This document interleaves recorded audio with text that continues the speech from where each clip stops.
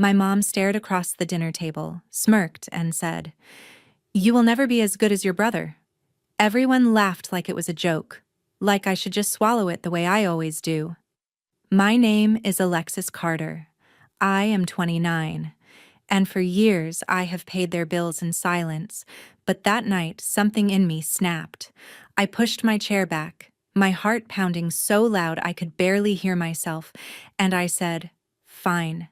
Then tell him to cover everything from now on, because I am done sending money." The room went quiet in an instant. My mom blinked, confused, then narrowed her eyes at me like I had just insulted her. "What money, Alexis? We have never received a single dollar from you." She said it so confidently that for a second I almost questioned my own memory. Almost? I just looked at her and felt every late-night transfer, every emergency payment, every time I chose their bills over my own life slam back into my chest. I work with numbers for a living. I live in spreadsheets and reports. I know exactly where my money goes. So when she tried to erase all of it with one sentence, I realized this was never about forgetting. This was about pretending I did not matter. I took a breath and told her, "If you really want to say that, I guess I will have to show you." Because I kept everything. Every transfer, every note, every so-called little favor. I had the receipts, all of them, printed and waiting. And when I finally laid them on the table in front of my family, my mom went pale before she even finished the first page. If you want to know how that stack of paper blew up years of favoritism and turned the perfect golden boy story upside down, stay with me until the end. Before the day my mom went pale over those receipts, it was supposed to be just another Sunday dinner at my parents' place in Tacoma. The kind of thing we had done so many times, it felt less like family time and more like a routine I was expected to show up for. I left my apartment in Seattle late that afternoon with my laptop bag on the passenger seat, because my dad always had one quick thing he needed help with online, and a container of homemade chocolate chip cookies sliding around in the back, because my mom always said mine tasted just like the ones her mom used to make. Traffic on I-5 was slow, brake lights stretching out in front of me, and the whole drive down I found myself mentally scrolling through my budget instead of the playlist on the radio. The automatic payments I had set up for their utilities were due that week, plus the little transfer I had done a few days earlier for their phone bill. I kept telling myself it was fine. I had a decent salary. I was good with money. This was what being responsible looked like. By the time I pulled into their driveway, Brandon's big SUV was nowhere in sight, which did not surprise me at all. Being on time was my job in this family. I walked in with my cookies, set them on the counter, and my mom, Diane, kissed my cheek with a quick, distracted peck.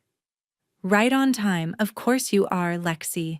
You are my responsible girl," she said, like it was this cute inside joke between us. It never landed that way for me. Responsible girl sounded less like a compliment and more like a job title I had never applied for. My dad, Rick, was at the dining table with his reading glasses low on his nose, scrolling through something on his laptop, a messy pile of envelopes and a calculator beside him. He barely looked up except to say, "Hey, kiddo, remind me later. I need your help with some online stuff. Okay?" He said it casually, like asking me to pass the salt, as if my time and brain were just part of the house inventory.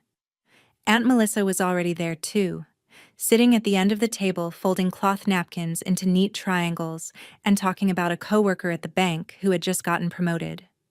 She smiled at me and said, "There is our girl. Always working, always busy. You must be doing so well up there in the big city."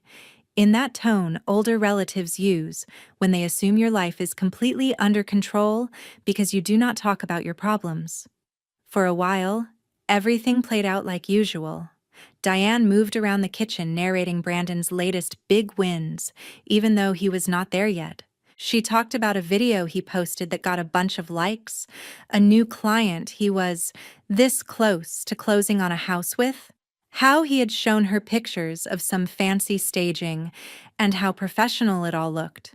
Rick threw in lines like, "That boy is a real go-getter, makes us proud," and Melissa chimed in with, "He has always had that charisma, some people just have it, you know." Whenever my name came up, it was one of three phrases on repeat, like they only knew three facts about me. Lexi is steady. Lexi is fine. Lexi has a good job, so we do not worry about her. Steady. Fine. Good job. As if that covered the whole story of who I was. As if being fine meant I did not have student loans, or dreams, or nights where I stared at my bank app wondering how my account could feel so tight when everyone else thought I was doing great. I set the table, refilled water glasses, moved around the edges of the conversation, listening to them hype up my brother, who was not even on time to his own family dinner.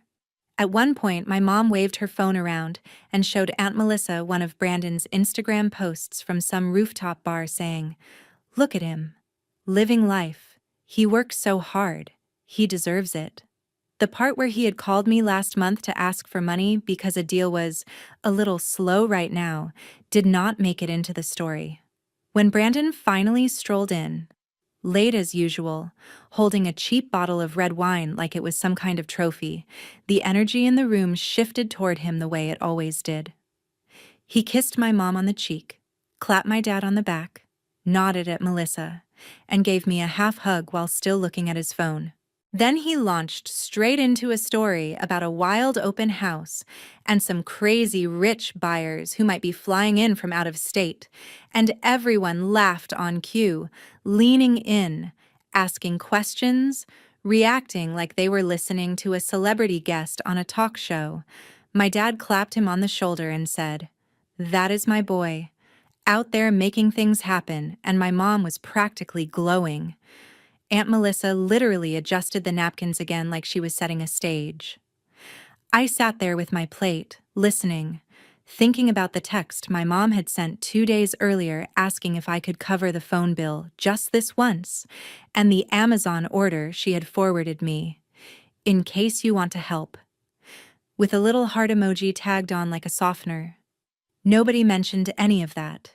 Nobody mentioned the late-night transfers that kept their internet on, or the groceries I had paid for last month when my mom said prices were killing them. At one point, between stories, my dad joked, "Brandon is the man of the house now. We would be lost without him." And everyone chuckled. My mom nodded proudly and added, "He just has a gift. Everything he touches turns into an opportunity." Then she turned to look at me with that same smile, the one that never quite reached her eyes when it was aimed my way, and dropped the sentence that had been hanging in the air for years but never said so plainly out loud. She shook her head like she was stating a simple fact, not a judgment, and said, "Lexi, you will never be as good as your brother." When she said that, "You will never be as good as your brother," it was like someone finally hit unmute on a reel that had been playing in my head for years. Because the thing about moments like that is, they never come out of nowhere. They sit on top of a pile of smaller cuts you pretended did not hurt. Mine started when I was 23, fresh out of grad school, working my first real job as a junior analyst, still sharing an apartment with 2 roommates and eating a lot of frozen dinners. One night, my dad called sounding more stressed than I had ever heard him. There had been a bad storm. The roof over the garage was leaking, and the repair guy wanted a deposit they did not have until the end of the month. He said it so quietly, like he was ashamed to even ask, "Lexi, could you spot us 150? Just this once, we will pay you back when things calm down." I stared at my own bank app, did the math, and said yes without thinking, because that is what you do for family, right? The payback never happened, but the calls kept coming. At first, it was every few months, a utility bill that got higher than expected, a medical copay, a car registration fee. Then it turned into a routine. I set up a monthly transfer for their power and water, around $250, because my mom texted that she could not sleep when the bill was late. A few months later, I added 90 for their car insurance because my dad was tired of being on hold with the company. On top of that, there were the little things: 60 here for a Walmart pickup, 40 there for a Target run because my mom said she wanted to stock up when there was a sale. Every time, the tone was the same. "We just need help this month, sweetheart. We will get back on our feet soon. You know how it is." Meanwhile, my own life was built around their emergencies. I stayed in the cheaper apartment instead of moving into a place with in-unit laundry. I put off replacing tires that were past due because I had just sent money for their past due internet bill. My friends planned a weekend trip to California one summer, and I told them I could not swing it without saying out loud that I had wired $300 to my brother for a temporary cash flow issue, so he would not lose a client. When Brandon wanted to sign up for some high-priced real estate coaching course he swore would change everything, my mom called me crying about how this was his big chance, and they did not want him to miss it. I ended up covering the last $300 he needed, and they all thanked me like I had just paid for a pizza, quick and casual, then moved on. It was not just the money, either. I spent my Saturdays driving down to Tacoma to fix things they did not want to pay a technician for. I set up online banking for my dad because he hated all the passwords. I untangled their internet when it went down. I synced my mom's phone to the TV so she could stream her shows. I sat at their dining table helping Brandon rewrite his bio for his website and polishing his LinkedIn so he could look more professional. When he got compliments on how sharp his profile looked, he never once mentioned I had written every word. And whenever anyone asked my parents how they were managing, they would smile and say, "Brandon is doing so well. He is really taking care of us. That boy is such a blessing," while I stood there knowing the automatic transfer hitting their account on the first of the month had my name on it, not his. The more I gave, the more invisible I felt. In their version of the story, I was the stable background character, the one you do not worry about, the one who will always pick up the slack, while Brandon was the star, the golden child whose charisma paid the bills, even when my actual cash was the only reason the lights stayed on. The night my mom told me I would never be as good as my brother, I smiled tight, swallowed the burn in my chest, and finished my dinner like nothing had happened. I helped clear plates, packed up leftovers, hugged everyone goodbye, and drove back up I-5 in the dark, with my hands gripping the steering wheel a little too hard. My phone buzzed a few miles out of Tacoma. It was my mom, Diane, texting a list like she always did after I left. "Can you pick up some paper towels and toilet paper this week? Also, the Netflix bill went up again. Can you cover it? Just until we sort things out. Love you." A little heart emoji at the end, like that made it softer. I stared at the screen at a red light and felt something inside me tilt. I had just been told to my face that I would never measure up to the son who did not even bring a real gift to dinner, and somehow I was still the one being asked to grab basics and cover streaming. When I got back to my apartment in Seattle, I dropped my keys on the counter, kicked off my shoes, and went straight for my laptop. No TV, no shower, no scrolling, just the cold light of my banking app. I logged in and pulled up my transaction history. At first, it was just to prove to myself that I was not crazy, that I had not imagined the last 5 years. But habits from work kicked in. I exported the last few years of transfers into a spreadsheet, the way I would for a client. I filtered by my parents' names, by the memo lines I always wrote, things like utilities, car insurance, phone bill, grocery run, Brandon course, Brandon gas. Row after row filled the screen. 250 here, 90 there, 60, 40, 300, 150, over and over. My fingers flew over the keyboard as I added it up. When the total popped up at the bottom, I just sat back and stared. $26,750. That was a car. That was a down payment. That was a retirement account that actually had a chance. And that was just the money I could track with clean labels and dates. It did not even include the cash I slipped into my mom's hand when she said she was short at the grocery store, or the times I filled up my dad's gas tank without saying anything. I felt this weird mix of nausea and clarity hit me all at once. At work, if someone tried to pretend a number like that did not exist, we would call it what it was: denial or manipulation. Just because it was family did not make it less real. A few minutes later, another email came in from my dad. Subject line: family finances. He had attached a blurry photo of a stack of bills and wrote, "We should all sit down Sunday and talk about how everyone can contribute on a regular basis. Bring your checkbook." No mention of what I had already been contributing. No acknowledgement that my regular contribution had been quietly propping them up for years. I could feel that old familiar script starting to run in my head, the one that said, "Just do it. It is easier than fighting. You can catch up later." But this time I did not click away. Instead, I opened a new folder on my desktop and named it Receipts. I went back through my banking app, my email, my text confirmations, and saved every transfer and payment that had gone to my parents or to Brandon in the last 5 years. I took screenshots, downloaded PDFs, and organized them by year. It took less than an hour because this is literally what I do for a living, but by the time I was done, I had a tidy document that told the story my family refused to see. I printed the whole thing at work the next day on my lunch break, hole-punched it, and slid it into a plain black binder. On the front I wrote one word in block letters: family. When my mom texted later in the week to remind me about Sunday dinner and added, "Also, we need more paper towels if you can grab some," I just replied, "Sure, I will bring what you need." But what I was really thinking was, you wanted paper. You have no idea what I am about to put on the table. Sunday came faster than I wanted it to.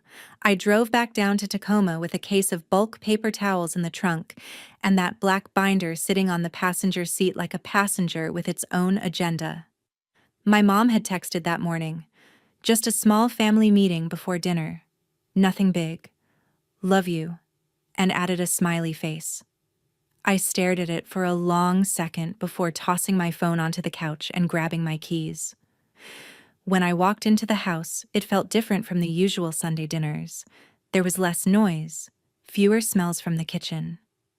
The table was already cleared except for my dad's laptop, a messy stack of envelopes, and a yellow legal pad with numbers scribbled all over it.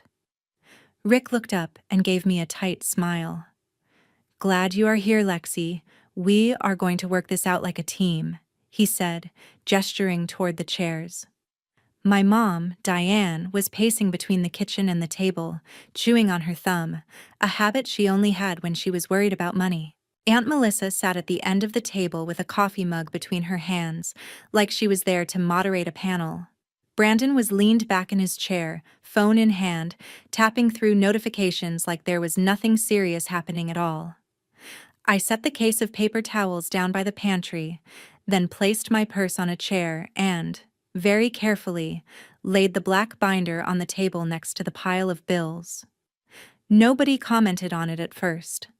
My dad cleared his throat and opened his laptop.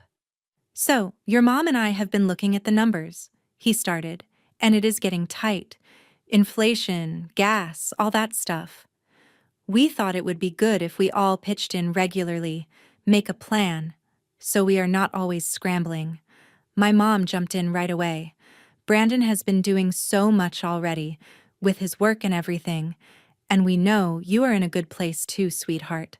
So maybe you could just formalize what you are already helping with. Make it official."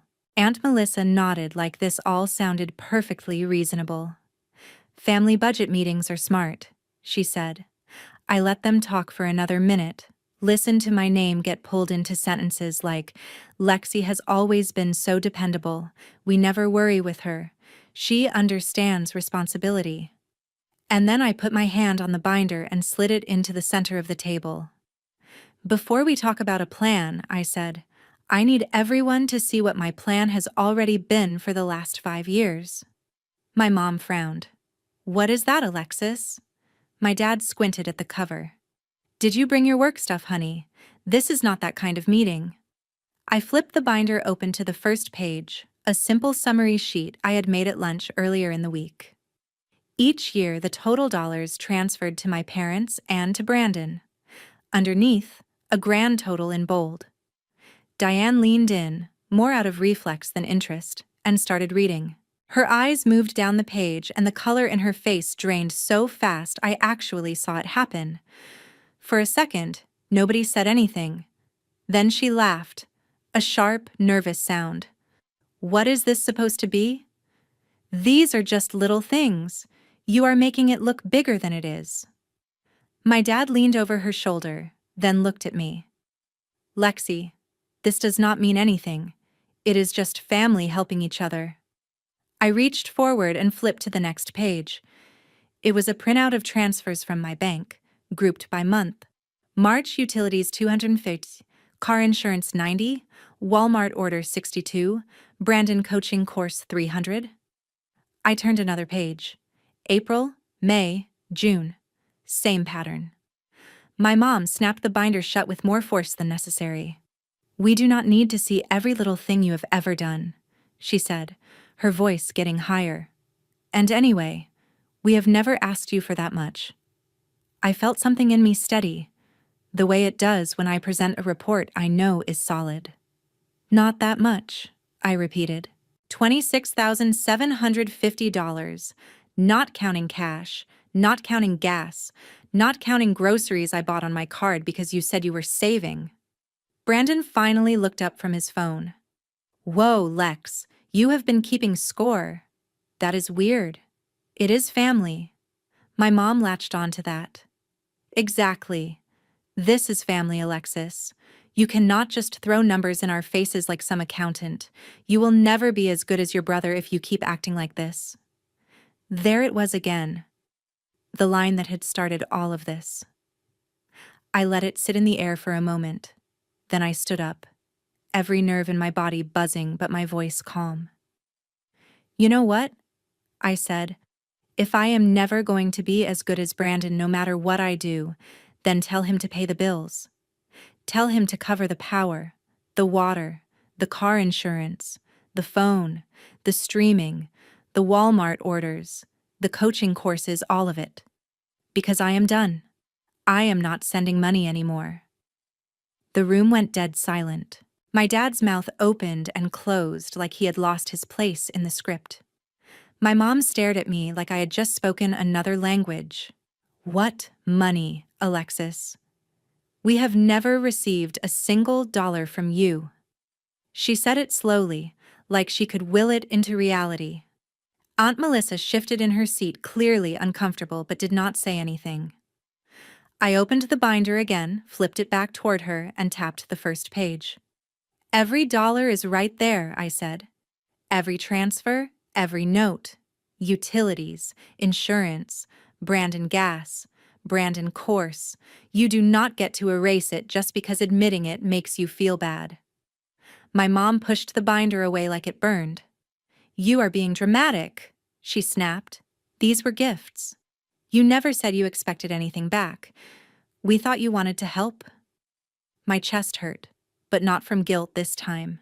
From anger. From finally seeing the whole pattern. I never asked for anything back, I said. I asked to be respected. I asked not to be treated like a walking ATM you could insult over dinner and then text for money on the way home.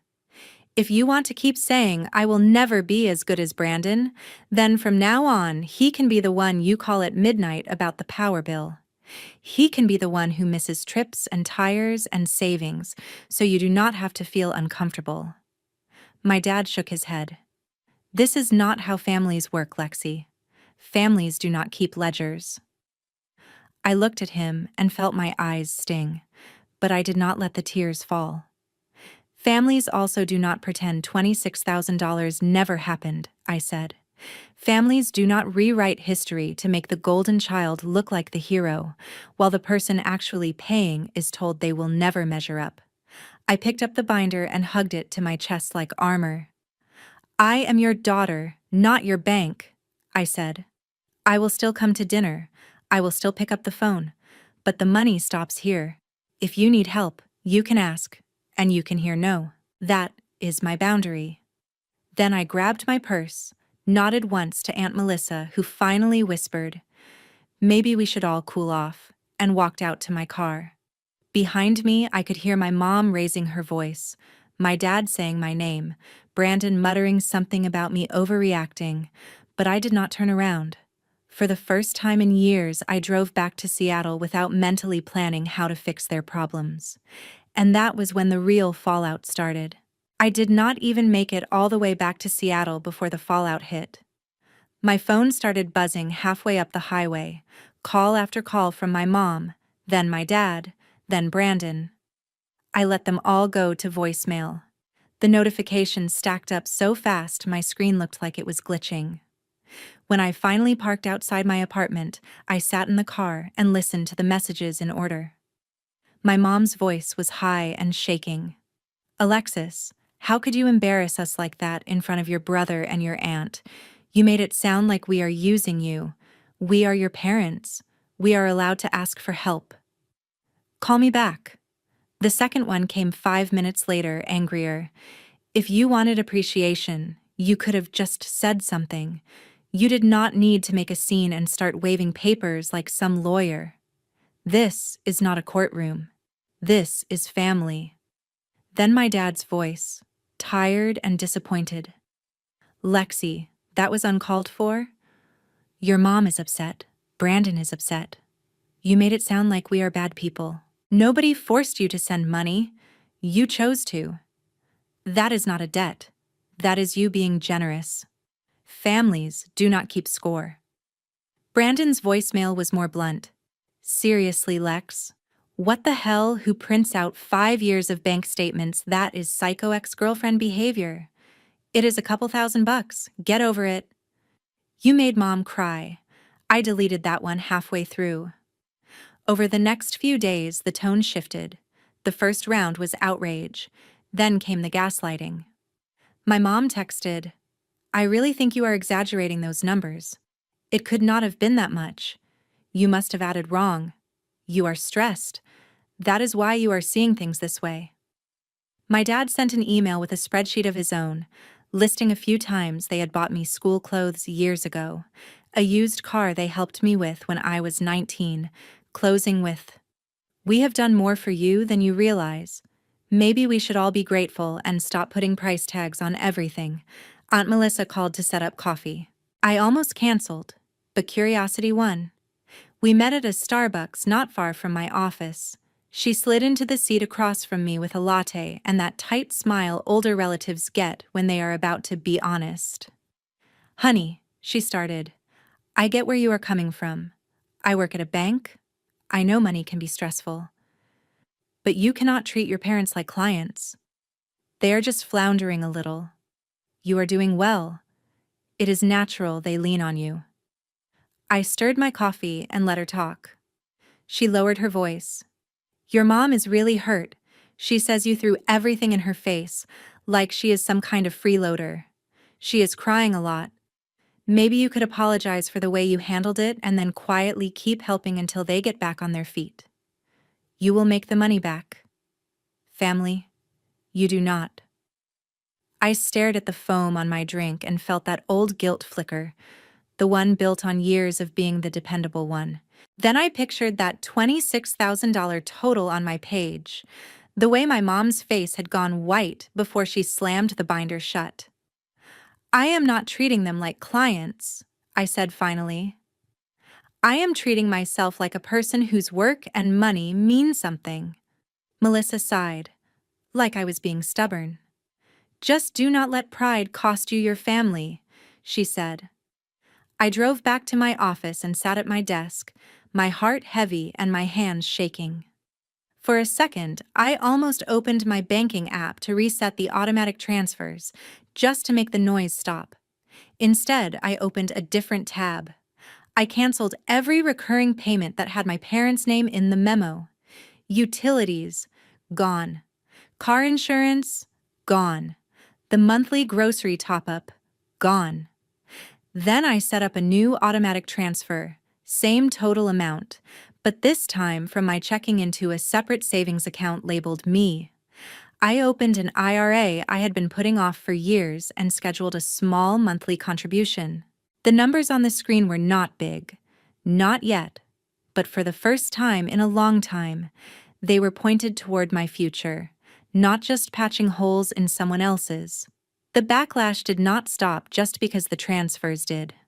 My mom started posting vague statuses on Facebook about ungrateful children who only see dollar signs and how some people forget who raised them. A couple of my cousins liked the posts, not knowing they were about me. Brandon posted a selfie in his SUV with the caption, "No one is coming to save you. Hustle or go home." The irony made me laugh out loud in my kitchen. At the same time, real-world consequences started to show up. My dad accidentally sent me a photo of a shut-off notice for their internet, meant for my mom, before following it up with, "Sorry, wrong person. Ignore that." A week later, my mom called in tears because the power company had given them a final warning. In the past, that would have been my cue to log in and fix it. This time, I said, "I am sorry you are dealing with that. Have you called them to set up a payment plan and then sat in the silence that followed?" Brandon texted me one night. "Need a quick 300 to lock down a staging company for a big listing. Promise I will flip it back next month. Big commission's coming." I stared at the message for a long minute, my thumb hovering. Then I typed, "I am not sending money anymore, remember, and hit send." He replied with 3 eye-roll emojis and, "Guess the receipts changed you. Good luck when mom cuts you off." My chest hurt after messages like that, like someone was pressing a thumb into a bruise.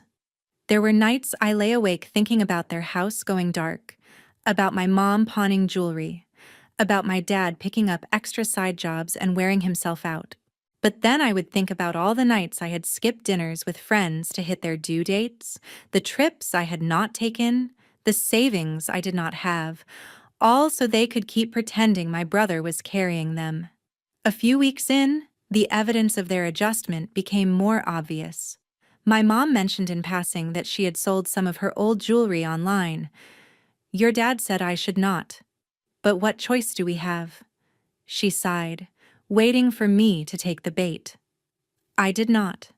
My dad picked up a weekend job doing maintenance for an apartment complex. He complained about the drive and the extra hours, but he did it. Brandon stopped posting quite as many flashy nights out and started posting from open houses and coffee shops instead. Word got back to me through a cousin that he had lost a potential client because he could not front some staging costs, and the buyers went with another agent. Somewhere in the middle of all that, I started to feel different too. I used the money I would have wired to them to sign up for a basic gym membership and a cheap yoga class. I went on runs after work along the waterfront instead of sitting at home refreshing my bank app in dread. I took one of my closest friends out to dinner and did not mentally calculate what that money could have covered at my parents' house. The guilt never completely disappeared, but something else started to grow alongside it. Relief. Space. The sense that I was finally stepping out of a role I had never agreed to play. The more their anger and guilt trips bounced off my new boundary, the more I realized that this was the real revenge, not the binder itself. Not starving them, not punishing them, but forcing them to live without the invisible safety net they had built out of my silence. And as the weeks turned into months, the calls about money slowly turned into something else. Or, in some cases, into nothing at all. Months passed, and the screaming in my phone finally faded into a kind of uneasy quiet. The first thing to go were the long, angry voicemails. Then the guilt-soaked texts slowed down. Eventually, The notifications from my family were mostly pictures of my parents' dog in a Halloween costume or a blurry sunset from their porch, with captions like, "Thought you would like this. Love you." There was never an apology, not really. Nobody said, "Hey, we were wrong to pretend your money did not exist." But something had definitely shifted. When I drove down to Tacoma for dinner now, the house looked a little different. Some of the nicer decorations were gone. The cable package was clearly basic. No more premium channels playing in the background. My dad, Rick, talked about his weekend maintenance job at the apartment complex like it was just something men his age did, nothing to be embarrassed about. My mom, Diane, mentioned a part-time position she had taken at the local library. Just a few shifts a week, shelving books, helping people find things, she said, waving it off, but I could hear the strain and pride mixed together. For the first time in my life, my mom was swiping a time card instead of my account. Brandon toned down the influencer persona a little. He still posted, but the flashy dinners and expensive gear shots were replaced with open house tours and behind-the-scenes clips from showings. At one family dinner, he complained about having to pick up a few shifts at a coffee shop between slow months. "It sucks, but whatever. Grind is grind," he said. Nobody called him the man of the house that night. They talked about all of us, figuring things out, and when the subject of bills came up, everyone looked anywhere but at me. On my side of the fence, life got quieter in the best way. The money that used to vanish into emergency transfers started to stack up. My little me savings account, the one I had set up the day I canceled the auto payments, actually grew. My IRA contributions ticked along in the background. I joined a local running group and made friends who knew me as Lexi, the woman training for a 10K, not Lexi, the daughter who always wires money. I updated my resume, took a certification course my company paid for, and got serious about my own future instead of just holding up everyone else's. One weekend, I finally booked that cheap California trip I had told myself I could not afford for years. Standing on a beach I had only ever seen in other people's photos, I realized how small my life had become when my parents' bills were the center of it. I still go to Sunday dinners sometimes. I still answer the phone when my mom calls, as long as the first words out of her mouth are not about due dates.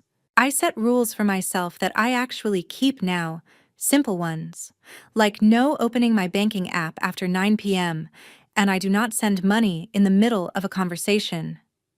If someone asks for help, I tell them I will think about it and look at my budget later.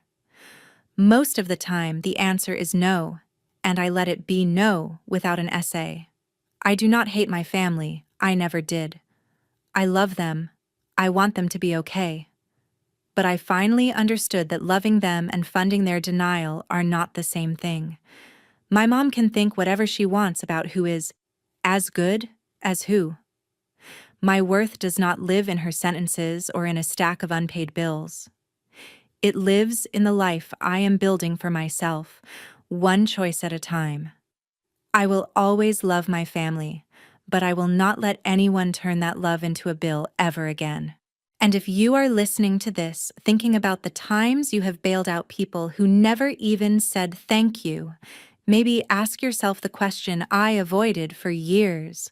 What would your life look like if you finally stopped paying for their version of the story and started investing in your own?